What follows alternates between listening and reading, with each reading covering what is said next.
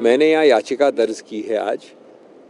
वो चुनाव को चुनौती देने वाली याचिका है और उस याचिका में महत्वपूर्ण कानूनी मुद्दे उठाए गए हैं।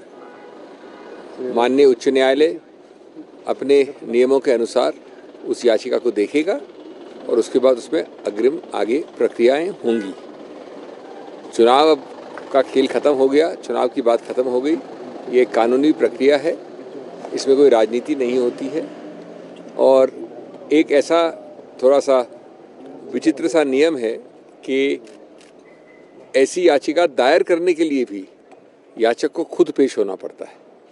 आमतौर पे दायर करने के लिए खुद पेश होना आवश्यकता नहीं होती है, लेकिन चूंकि नियम ऐसा है इसलिए मैं आया हूँ, नहीं तो मैं आने का कोई शायद आवश्यकता भी नहीं होती इस वक्त। बाकी क्या होगा वो बात की बात है, जब ये माननीय उच्च न्यायालय इसको देखेगा और इस पर एक्शन लेगा। सर किस तरह की आई हैव याचिका का जो मूल स्रोत है, जो मूल उसमें ग्राउंड लिया गया है, वो संक्षेप में सिर्फ इतना है कि ये धारणा, ये प्रचलन या ये इंटरप्रिटेशन किसी नियम का जिसके अंतर्गत जिसका नाम अगर टाई में, अगर बराबरी में जिसका नाम निकले वो हार जाए, ये धारणा, ये प्रचलन, ये इंटरप्रिटेशन कानूनी रूप से गलत है। ये आमतौर पे संस्कृति में, सोच में, कॉमन सेंस में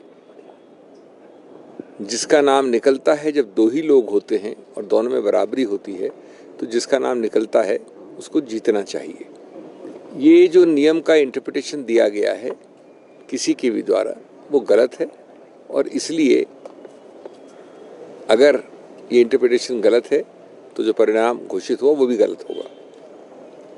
ये भी मानना है कि जो एक्ट है, जो कानून है, उसमें ऐसा कोई नियम नहीं है। जो रूल है उसके नीचे उसमें भी ऐसा कोई नियम नहीं है, लेकिन नियम का एक धारणा या एक इंटरप्रिटेशन दिया गया है, उसको चुनौती दी गई है। I have not come here for a press conference, I have not come here for dealing with the press. I happen to be here for a legal process. All the elections are over, politics is over. This is a challenge to the election purely on legal grounds. One of the main legal grounds is that there is nothing in law, neither in the act nor in the rules, which compels an interpretation which requires that the person whose name is drawn up in a draw of lots is the loser.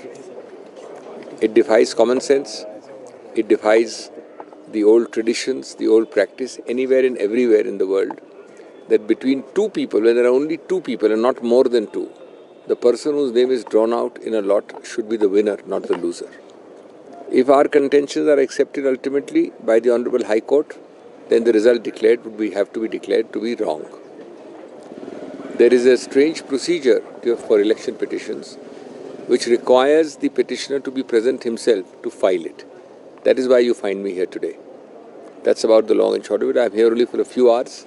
And having filed it, I shall be going back to Delhi, and then the legal process will take over. Our lawyers will deal with it in the court. Thank you. Sir जो आपके प्रस्तावक थे